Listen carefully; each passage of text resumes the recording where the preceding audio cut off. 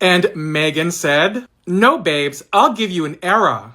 Every shot, elite vibes." Let's get into the looks because she's not playing with any of us. Let's start with the cover. It's giving CEO energy, but make it art. Like she just reinvented power dressing for people with actual power. This is, I know the assignment. I wrote the rubric, and I curved the grades. And the variant cover. This red is not a color.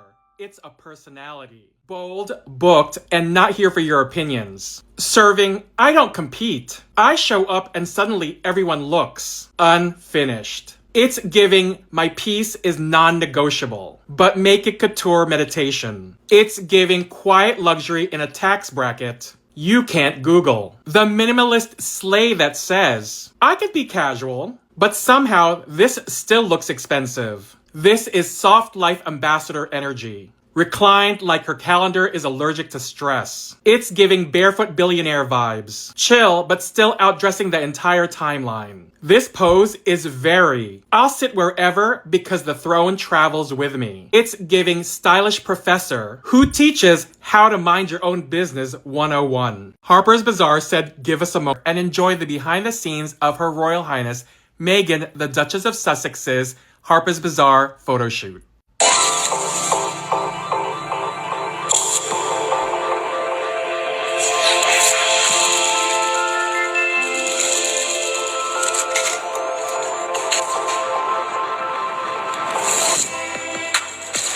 I like these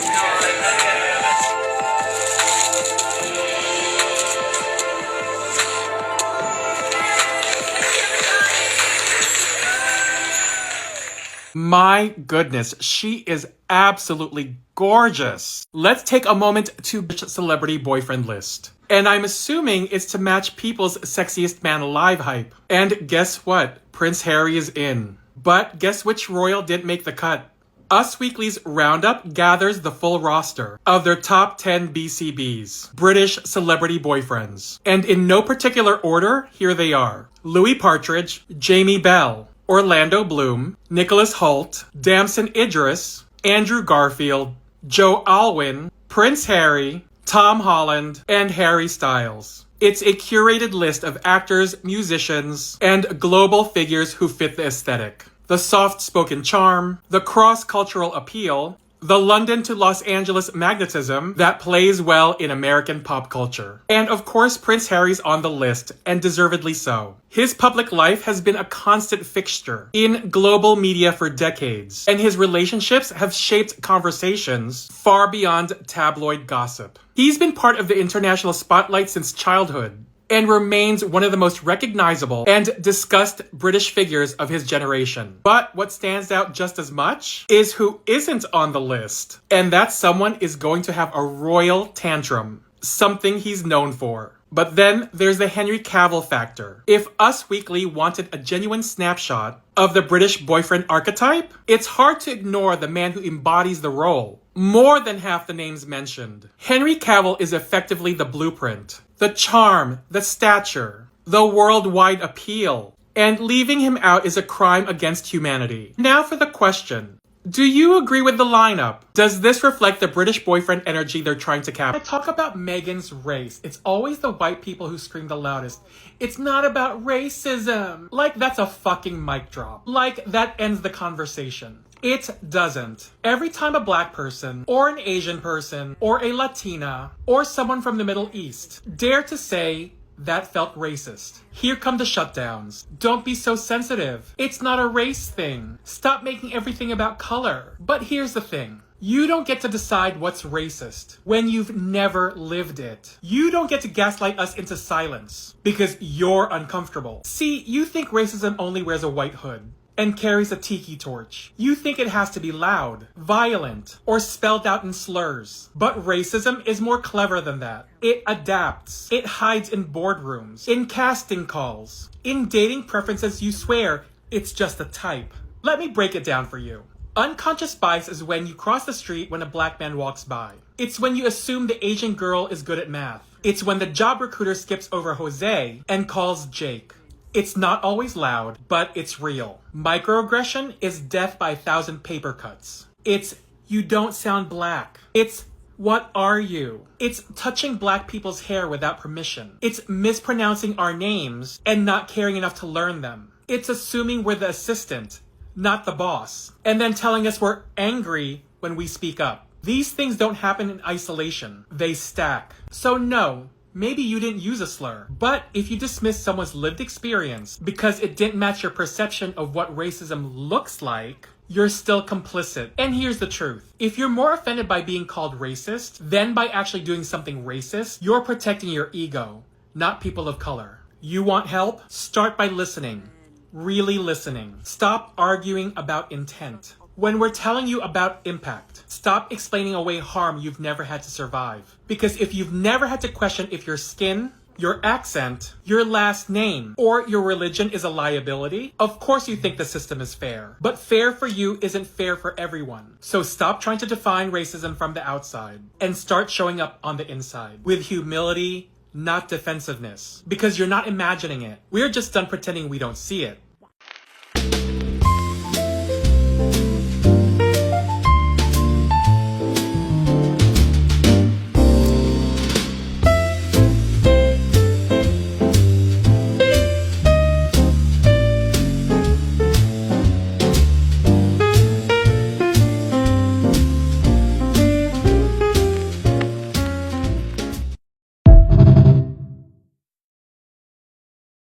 You can have anyone in the delivery room with you, right? Including a medical malpractice attorney. After I learned that Serena Williams, almost died because her medical team, when she was giving birth to Olympia, didn't take her concerns seriously, my black ass has been thinking about solutions for the problem, which is the insanely high mortality rate for black mothers giving birth. And perhaps it's walking into that hospital with a medical malpractice attorney by your side who happens to be your best friend in their suit, right? In their business attire, legal pad out, right? Just taking notes in the corner, asking the nurse, what was your name again? Jot that down. So if I'm like, hey ma'am, I think I might be dying. This is a hemorrhaging type situation. Perhaps you should look into it. And they're like, oh, don't worry. This is like giving normal. Put it in the chart. And Mark, jot that down in your legal notes. All right? Perhaps then they'll take us seriously. I think there's two key points that we're missing whenever we're talking about these black women who have been dismissed in active labor recently. But I want to start off the video by calling a spade a spade. These cases are racial profiling. There's no other way to describe it. There is no way that these medical personnel would either send home or ignore a white woman who is in active labor and who is demonstrating signs of active labor, who's grunting like she's pushing, she's using trigger words and trigger language, and who has active labored breathing. I also think it's really important to state that ER nurses, whether they be true main ED nurses or whether they be L&D nurses, are very experienced and very quick on their feet. They can think very quickly, and honestly, even when I am hobbling out of bed, wiping my eyes at 3 a.m., if someone comes in active labor, by the time I get to the room, which it takes me 2 minutes to do so, the nurses have already inserted IVs, sometimes 2.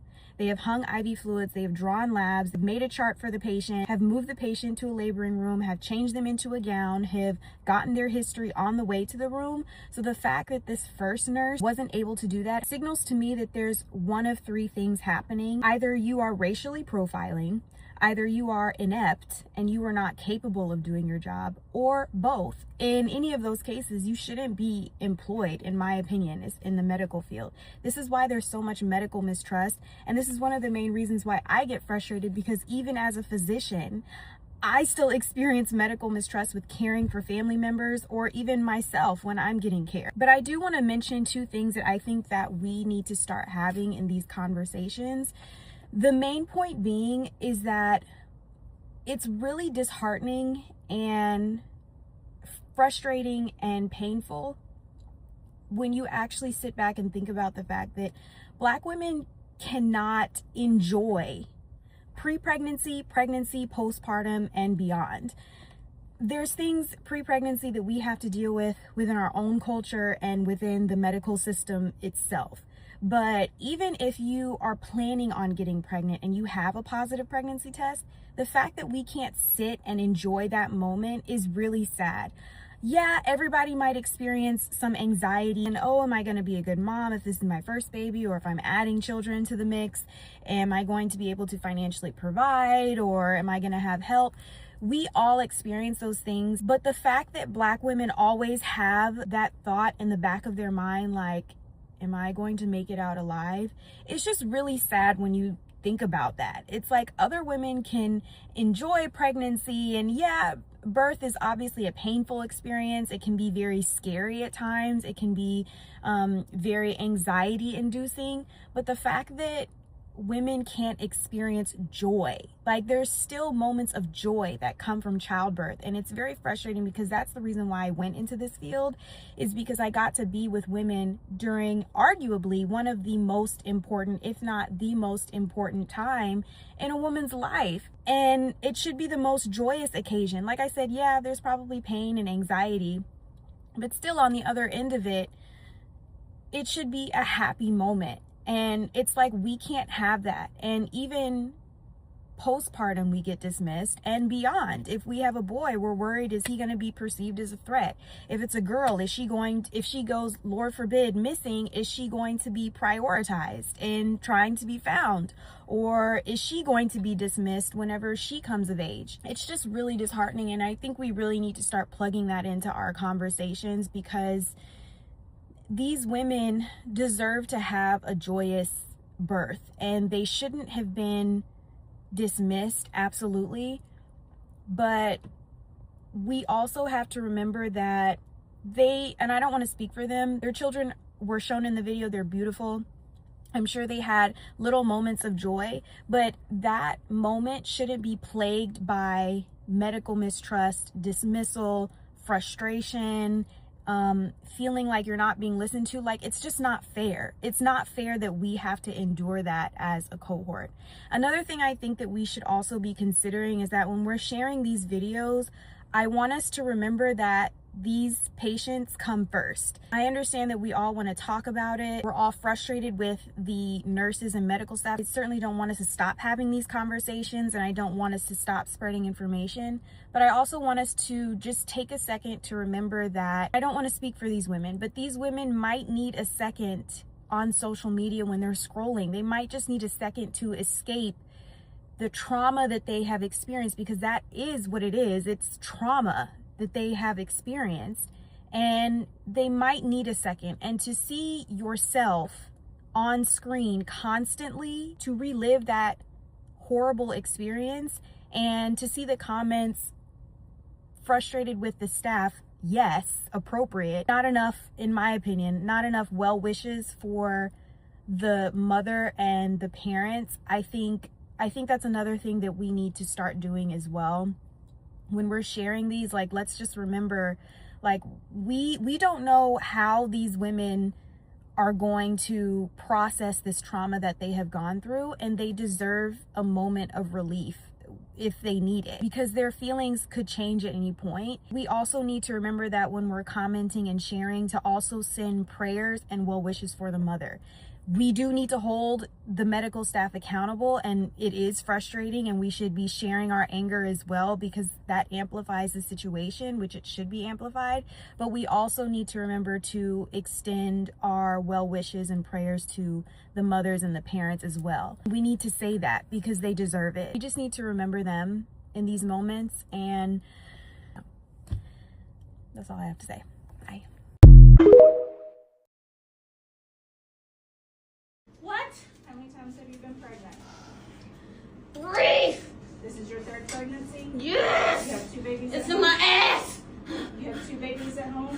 If you're shocked by this video, you have the privilege of not paying attention. Black women are 3 times as likely to die in childbirth than white women. What I want to talk about here is the image that I see watching this video as a theologian. It doesn't matter if you believe or not believe in God. It doesn't matter if you've never been to church. We as a culture have been raised on the image of a white Mary. Every nativity scene, every Renaissance painting, every Christmas pageant, every illustrated Bible in every waiting room. Pale skin, blue eyes, stabilized, serene, clean, white. Those images teach our consciousness something, whether or not we're paying attention. It teaches us that divinity looks white, sacredness looks white, the body worthy of reverence looks white. But here's what actually happened, if it happened at all. Miriam of Nazareth was a brown Jewish girl, probably 12 to 14 years old. We know she was poor. We know she lived under Roman occupation. She gave birth in blood and pain without adequate care. That is the body incarnation chose. A marginalized teenage brown body. But that is never the image flooding our museums, our movies, our collective unconscious. Here's what happens when the most famous pregnant body in Western civilization becomes white. White motherhood becomes sacred by default. White pain becomes the pain that matters. White bodies becomes the body that we protect. And the outcomes prove it. Black women are 3 times more likely to die in childbirth than white women, and education and income levels does not matter. College-educated Black women face higher mortality than white women without high school diplomas. We know the roots in medical racism. J. Marion Sims, the father of modern gynecology, experimented on enslaved Black women without anesthesia because he believed Black pain is not the same as white pain. The racism is ingrained, and so is the cultural imagery. It's maintained by every white Madonna that taught us which bodies are sacred and which bodies are disposable. The Black theologian Amy Victoria Atkins-Jones writes this in her book. If we pay attention to the conditions of Black mothers, that will be a warning sign about where we are in society. Seeing Mary as she actually was, a brown-skinned teenage body, can change how we see Black maternal health. Because right now, apparently a lot of us don't see it at all. I ask myself this: what would happen if these white medical practitioners were raised on the image of a brown body being the sacred pregnant body? How would they hear this Black woman's cry? The incarnation is supposed to be about a God choosing a marginalized body on purpose.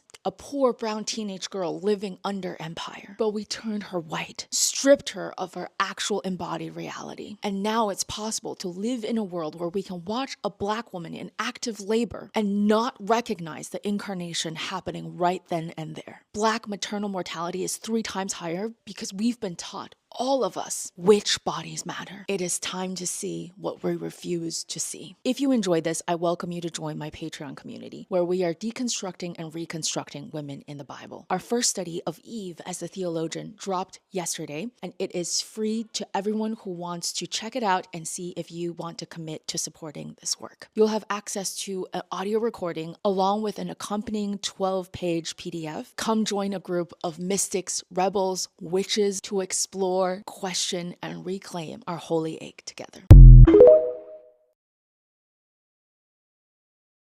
Now, see, this is exactly the shit that makes me say bullying needs to make a comeback. Because clearly embarrassment is the only thing that makes people do their fucking job. Let me say this loud for the people in the back. Stop going into healthcare if you cannot show compassion for all people. If you haven't seen the video of the woman in active labor who sat in the waiting room for 30 minutes before even going into intake at the Dallas Regional Medical Center in Texas, which is extremely confusing because they offer labor and delivery at the hospital, and they say on their websites they pride themselves in compassion and comfortable care for mothers. But is the compassion in the fucking room with us? Now, if you've ever given birth and you know that pressure you feel in your ass, that's the body's final warning. And the lack of urgency in the fucking room was loud.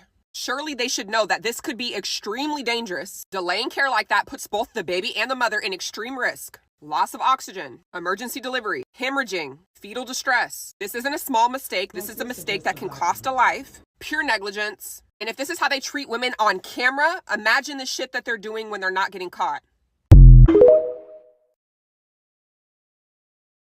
Don't piss me off. This is coming from a postpartum nurse that has previously worked in labor and delivery. This patient was visibly in distress in an excruciating amount of pain, and you asking her, who's your OB? How many children have you had? All you had to do was check the patient's chart, get the patient's name, check the chart.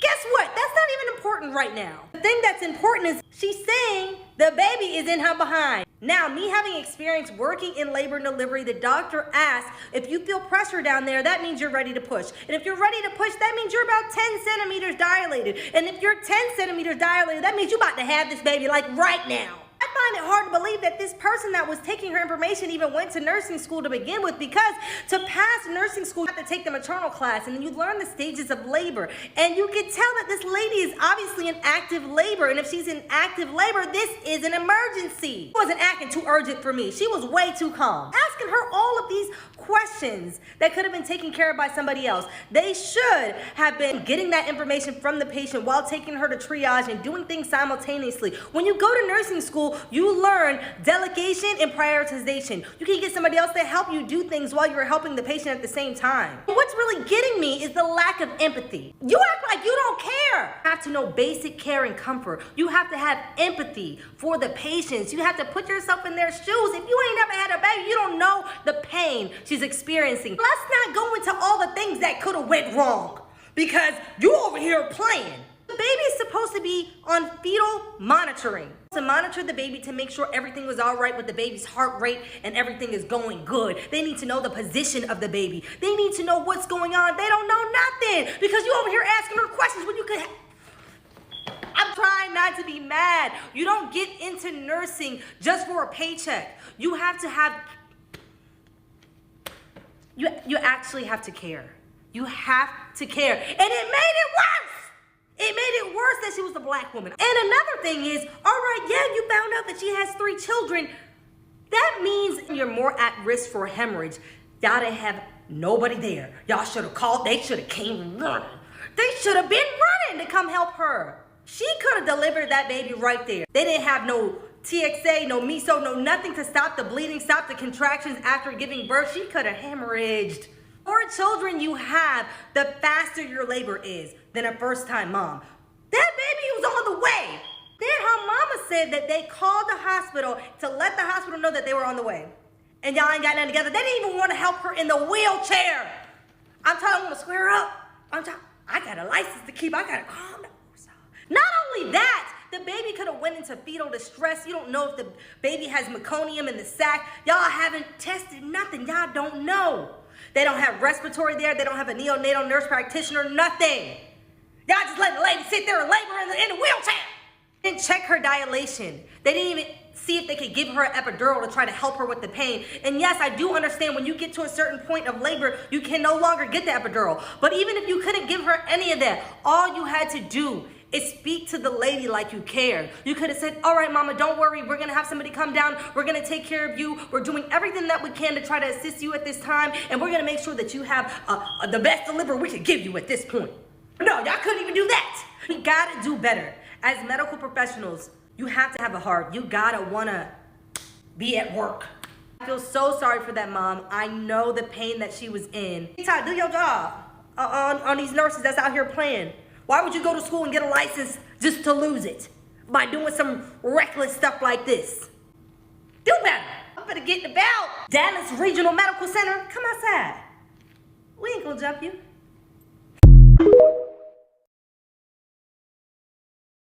I'm a certified nurse midwife, and I make a lot of content about being a healthcare worker online. And I was just making a video about how if you are a birth worker, labor and delivery nurse, doula, midwife, OBGYN, saying that just because you haven't seen it and just because you don't do it doesn't mean it doesn't happen. I'm editing the video, and before I go to post it, I just take a break to scroll. And what do I see when I scroll? None other than a black woman in a wheelchair being blatantly ignored, blatantly neglected by an ER nurse. The ER nurse is showing absolutely no emotion, flat out says, I can't help you. You're able to call the anesthesiologist. Someone is coming to take you to labor and delivery.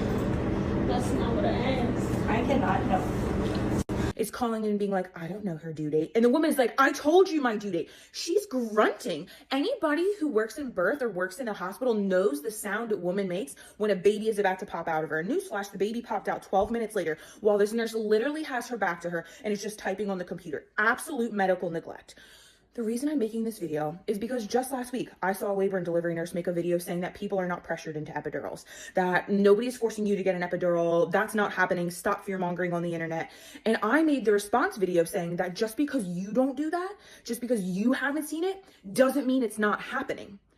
This woman being absolutely neglected in the emergency room, especially a woman of color, is prime example of that. That as a labor and delivery nurse, I hope to God you've never seen a patient neglected like that. I hope to God you have never treated a patient like that. But just because you haven't seen it, just because you don't do it, doesn't mean it's not happening. So if a patient tells you that they were invalidated or that they were pressured, believe them. Stop wondering why patients don't and just inherently trust the medical community. Stop wondering why people have these detailed birth plans, why people want to deliver out of the hospital. Stop wondering, because this type of shit happens, and just because you haven't seen it and you don't do it doesn't mean it's not happening. So give your patients time and space to process. Allow them grace when they don't just automatically trust you. And yeah, is it really hard when you are a good birth worker and you put your heart and your soul and your blood and sweat and tears on the line and your patients don't trust you? Is it hard? Absolutely. Can it be devastating? Sure. But watch that video and then you'll understand why it happens, and you'll have a little bit more space for patients like that. Almost as if people didn't realize that the statistics that birth workers and birth justice workers have been talking about regarding our maternal healthcare system and its racial inequities, like those weren't real people. They weren't real stories. They weren't real humans experiencing this. And I'm really glad that it's getting the attention that it deserves, but this needed to change a really long time ago. And I'm fearful that once the headlines and the clickbait fades away, that these women are going to be turned back into numbers. Let's not turn these women back into numbers. They are humans. They deserve better. We need to be doing better. Just remember that. My father lost his mother at 16 years old due to medical malpractice while she was pregnant with a set of twins. She walked into a hospital and never returned home to her children. When I saw the video of this white nurse ignoring the pain of this woman that is clearly in labor, in active labor, I was absolutely disgusted. Not only was that sister's information already in the system because she was due to be induced that day, but this nurse, who people have identified as LaCrista Vaughn, nonchalantly handled this woman during this emergency, to which she literally delivered her son 12 minutes after. And for those who say that this is not about race, it is always about race, especially when it comes to Black people and especially when it comes to Black women in the medical system. The maternal mortality for Black women is 10 times higher than any other demographic in the United States of America. There are still racial biases that assumes that Black people can handle a higher threshold of pain to where we are not tended to, nor giving the proper care or medication to mitigate that pain. This book by Harriet A. Washington called Medical Apartheid literally details the history of medical experimentation on Black Americans in the United States. And also talk about how a lot of gynecological practices and advancements were as a result of testing Black women's bodies without medication or anesthesia. For me, it is not enough that LaCrista Vaughn loses her job. But white folks, it is time for y'all to stand up and stand within the gaps, because Black folks have been yelling into the void. It is evident that our screams, our cries, our hurt goes unheard. Y'all have the opportunity to actually advocate and stand up against things that are blatantly wrong and racist. Do something. The video I just watched is absolutely horrifying. There is footage circulating on social media right now of a young Black pregnant mother in active labor arriving to an emergency department, and instead of receiving urgent, compassionate care, the triage nurse appears to be more focused on completing paperwork than focusing on the human life right in front of her. It appears she doesn't visibly check her, no fetal monitoring, no stabilization, instead forms in a mother that is in active labor. This is a medical emergency, and in that moment, she appears to be completely ignored. No empathy, no humanity, just cold, and that is completely unacceptable. My heart goes out to that mother. I hope with all my being that she and her baby are okay, because we as healthcare workers, we should be the ones that embody light, hope, compassion, humanity. But in this case, all of that was missing. And here's the hard truth. This is not an isolated incident. Black women in the United States are 3 times more likely to die from pregnancy-related causes than white women. 3 times. If you saw that video, and if what you witnessed is an obvious display of discrimination, and you felt your blood boil, you are not alone, because I am fired up too. because this is entirely preventable. And as caregivers and as healers, we must demand better from ourselves and from our system. And to that young mother, I truly hope you're okay. I hope someone stepped in. I hope you were heard, and I hope you were seen. To my fellow healthcare workers, we need to do better. We must show up. We must listen. We must take action, because every mother deserves dignity. Every baby deserves life, and every patient deserves humanity.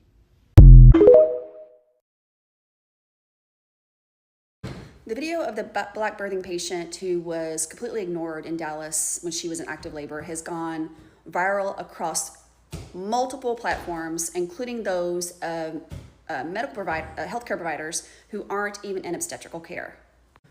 And a lot of these accounts have a large following. So it's great that this message about obstetrical care in general in this country, and especially regarding Black maternal health care in this country, is getting amplified. But I have an ask of these accounts with large followings who are not in obstetrical care who have addressed this video. Keep talking about it. Keep talking about the maternal health care crisis in this country, as well as the Black maternal health care crisis in this country. Because for many accounts, including mine, that are smaller, we talk about it routinely, regularly. Our videos get suppressed, our content gets taken down, we get threats, we get reported to the board on a routine basis. Because a lot of people in this country don't want to hear it and accuse us of lying or exaggerating. So please don't make this a one-off because you're not in obstetrical care. I realize it's a hot topic, that video is a hot topic, and it got you, or is going to get your account, a lot of views. And I do appreciate y'all addressing this, but don't let it be a one-off. Keep talking about it. Fuck! When's your due date? Whatever you're doing right now, I need you to stop and watch this video. Fuck! When's your due date? Ah! Right now! So you don't have to be an OBGYN. You don't have to have any medical knowledge to know that this woman is in distress. Is your due date 11? For those primal screams, not to invoke an ounce of humanity. Think about that. What? How many times have you been pregnant? Seriously, who gives a fuck? A baby's coming. 3! This is your third pregnancy? Yes! You have 2 babies. It's in my ass! Third baby, it's in my ass, means she's gonna have a baby on the floor unless she gets that woman to a room now. You have 2 babies at home? Who's your doctor? Lang is her doctor. Let's talk about this Dallas video because it's not just bad behavior, it's dangerous, it's discriminatory, and it's why Black women in this country keep dying. The young woman's in active labor, and clinically we all know that priorities shift. Intake stops, and your eyes should be on that mom and the baby. But instead, we're watching a nurse sit there asking frivolous questions while a Black woman is clearly in distress, progressing, and not treated with the urgency and dignity that she deserves. It's not just rude, it's dangerous. It's egregious, and it's actually disgusting medical care. And I need y'all to understand something, that as a Black OBGYN, this is not an isolated incident. This is a culture.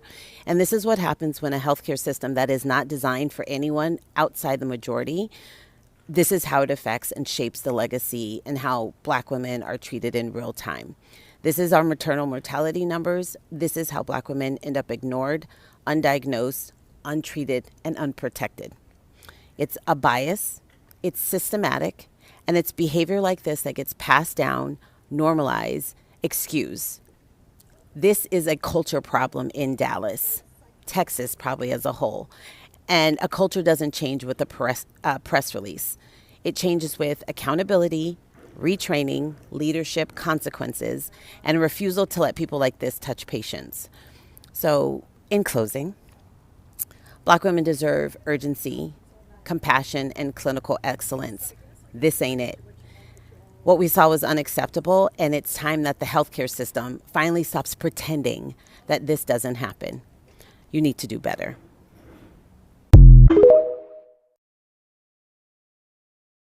Latest news about the Black pregnant woman being expelled from the hospital. The reason given by the hospital was her dilation remained less than 3 centimeters after 5 hours of labor. The hospital stated, "We cannot make decisions solely based on the patient's subjective pain score. The truth is that childbirth is not determined by just how many centimeters the cervix has dilated. It also depends on the frequency of contractions. Since she gave birth 8 minutes later, it proves that the contractions could not have been very slow. This indicates that the hospital did not monitor the contractions at all, which is a serious oversight. The hospital should face a lawsuit." The mortality rate of Black pregnant women in the United States is extremely high, and the repeated occurrence of these incidents is not accidental. 8 minutes after being kicked out, she couldn't hold it anymore. Her baby was coming, right there on the roadside. Her husband had to pull over the truck, help her deliver their child in the front seat, and then drive 30 more minutes to another hospital because the first one refused to treat her.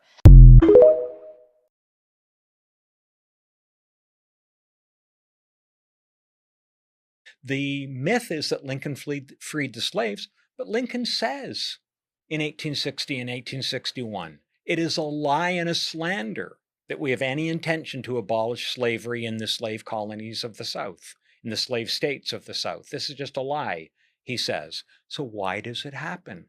Well, it happens because, as W.E.B. Du Bois puts it in his great book, Black Reconstruction from 1935, the slaves took matters into their own hands.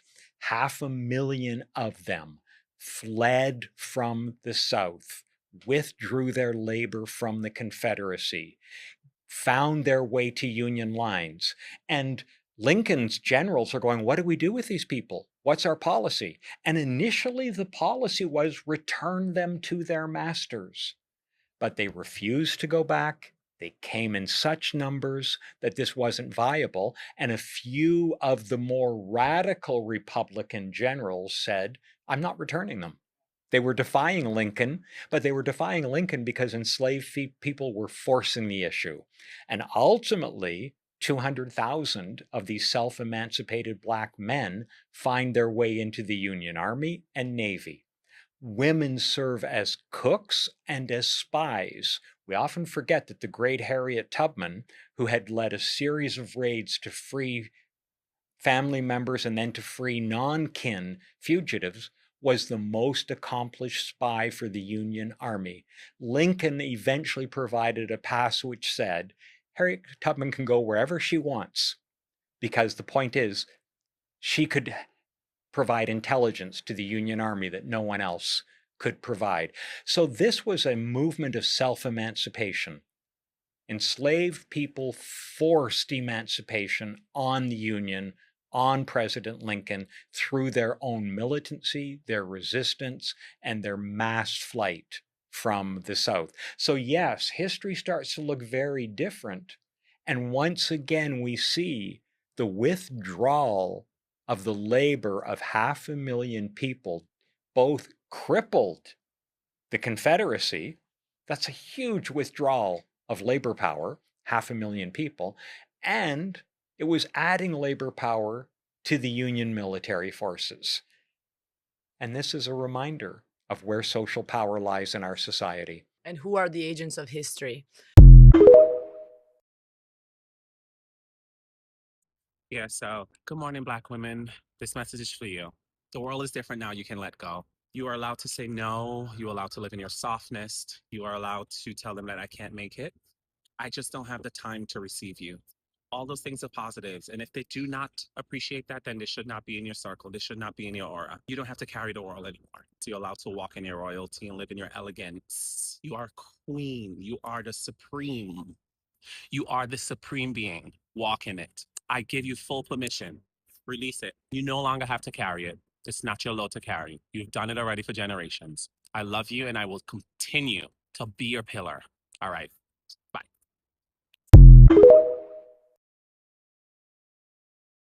All right, racists, let's talk about the blonde-haired, blue-eyed demon. Dumb beaner? Oh, I'm a dumb beaner? That's what you want to be.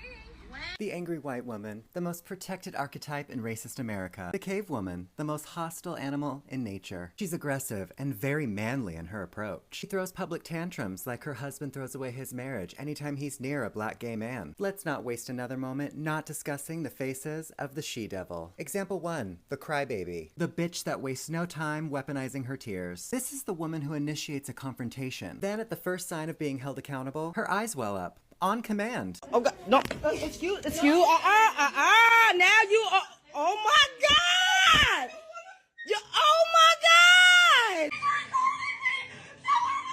She is the human panic button. She screams at a black woman for simply existing in a shared space. And her tipping point is usually when she's being recorded or challenged. She has a doctorate in playing the victim, and a minor in a juvenile detention center for being a little racist piece of shit. And if you think her tears are a sign of sadness, more like a tactical weapon. Word of advice by someone who was raised by one of these: don't you ever show them sympathy. They are 100% faking it. Example 2, Miss Owns It All. She's the territorial patrol. This is the woman who believes her presence sanctifies any public space as her own personal castle. We see her in the video screeching at black families for existing in public spaces. No, you cannot have a non-stationary truck up in the center of the park. You can, especially if it rolls on wheels, it's clean. She's also the version of Lucifer who will fight over a parking space. She is enacting what she believes is her birthright to control and to police, and to remove true indigenous people from her sight. You can always count on Miss Possessive to be inappropriate with children and cross the violence line, especially if the child is an indigenous black American. Example 3, the appropriator. This is everyone's favorite amongst the pink female monkey population. She's the girl with the fattest ass in the room. She's ghetto. She can do everything better than black women. She's Beyonce without the looks, the body, the talent, the good hygiene, the fashion, the man, a purpose of existing. She wears long nails and gets braids. She fixates on creating mixed children. She practices AAVE in front of the mirror. She stalks black women on social media in an effort to replicate everything she sees. She badgers black women in public while hiding behind a smile. She is extremely jealous and dangerous. The angry white woman complex is not a series of bad days. It is a core pillar of white supremacy. It is a belief that their comfort is law, and indigenous black American women's resistance to their tyranny is a capital offense. They are not having a meltdown. They are performing a centuries-old ritual of power. So the next time you see a Karen screaming, understand that you are not watching aggression. You are watching an insecure little girl throw a tantrum because she will never be as natural, original, or as beautiful as the black American woman.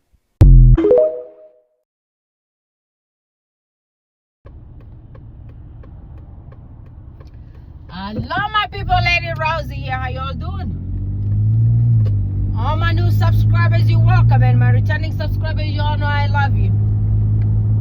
Guys, this world is not the world of black people, especially black women out here.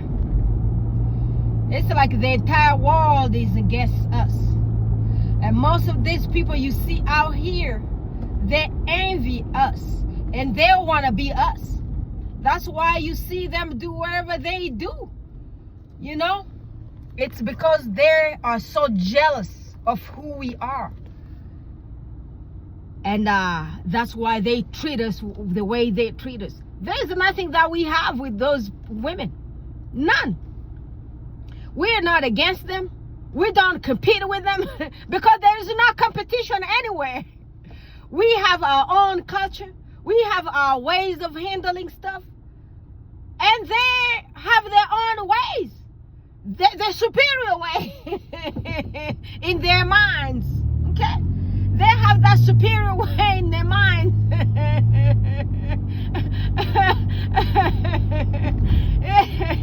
The superior way, you know.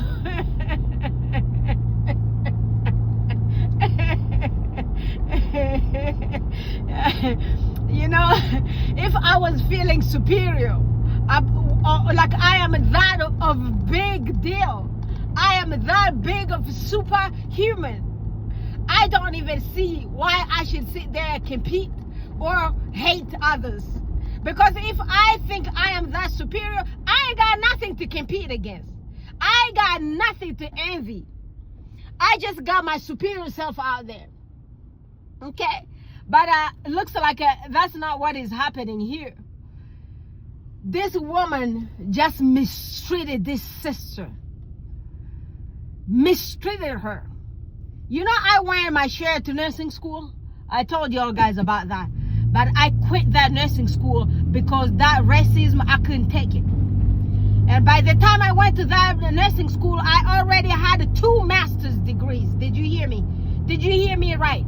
I had 2 master's degrees. I had one in international studies and political science. So I'm a diplomat by trade. I tell you that. Oh yes, baby. And on top of that, I had a master's degree in psychology. So I went in nursing school and I just wanted to become a nurse. I didn't want to be a therapist before I continued with psychology school. I went to nursing school. I spent 1 whole year in a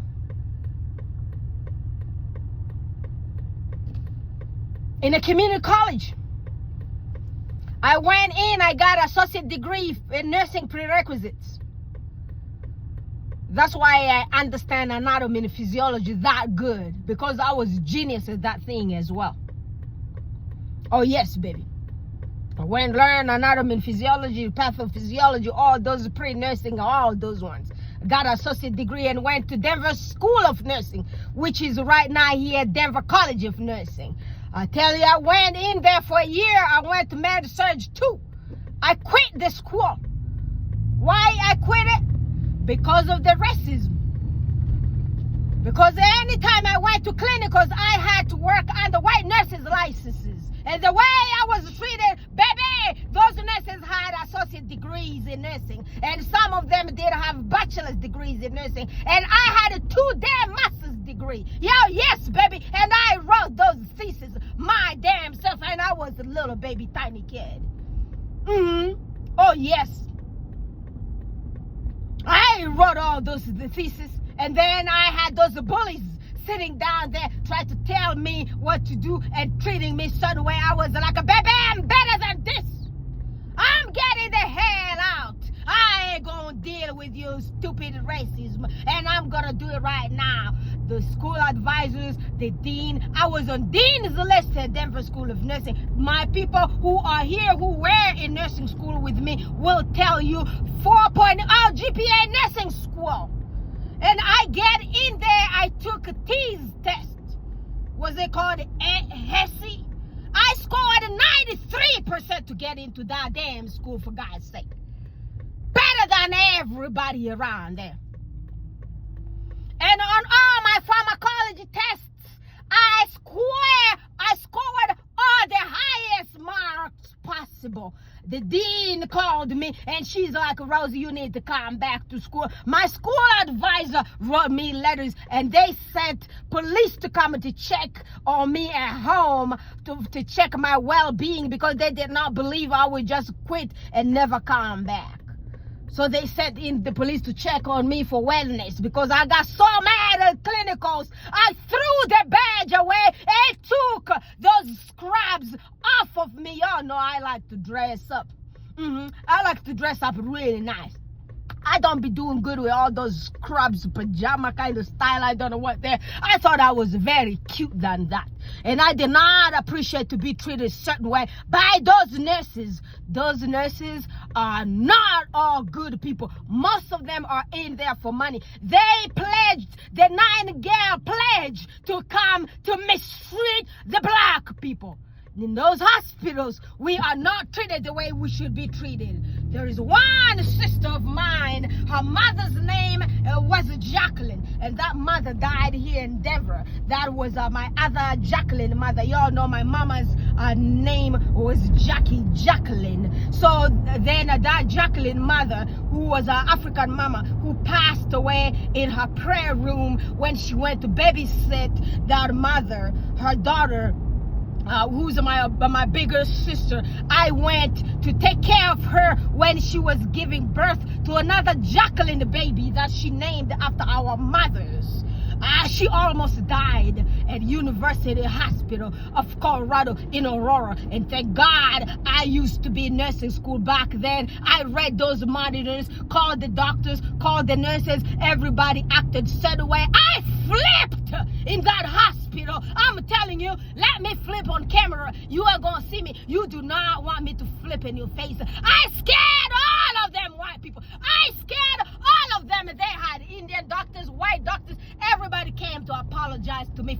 5 doctors. I got all them my foes. I got them to drag my sister, my queen, Tony, to that delivery, not to delivery room. They got her in operating room and they removed that baby by C-section, because guess who was there?